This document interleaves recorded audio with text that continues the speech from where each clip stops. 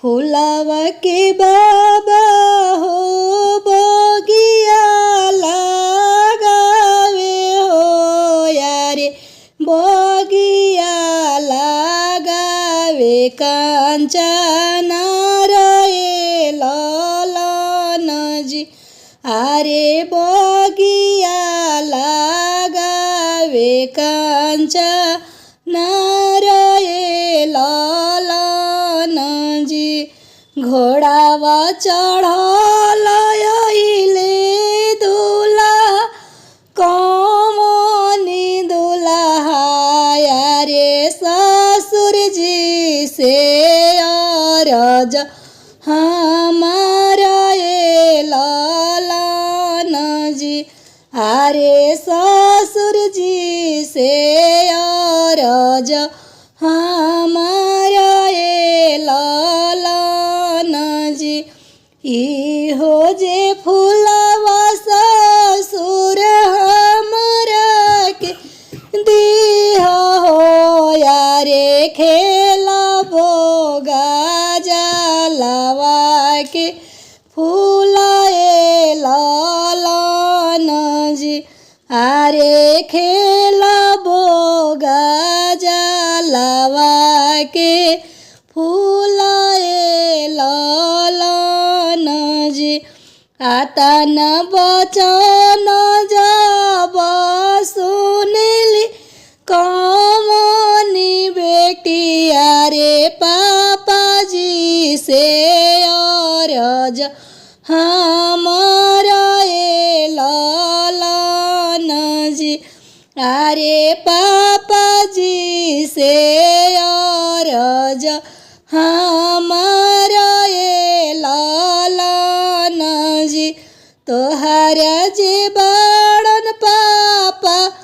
बेटा हो कमनी बेटा यारे खेली है गाजलवा के फूलाए ललन जी आरे खेली है गाजलवा के फूलाए ललन जी आता न बचन जब सुनले कमन दुल्हा यारे ससुर जी से अरज हमारा ललन जी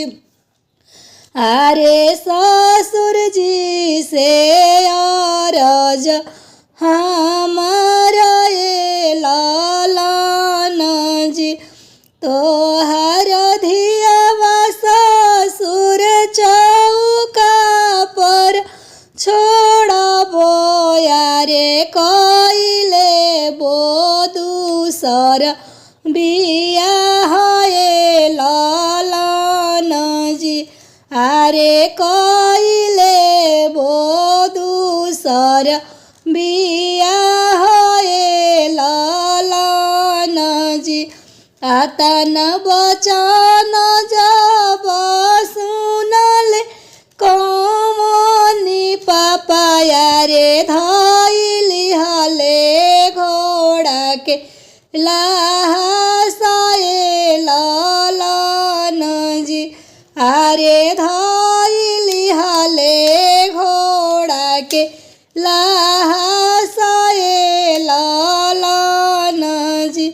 हमर धियावा दुल्हा लड़िका नादान हो यारे उलटी के देबेली जाबाबे ललन जी आरे पलटी के देबेली जाबा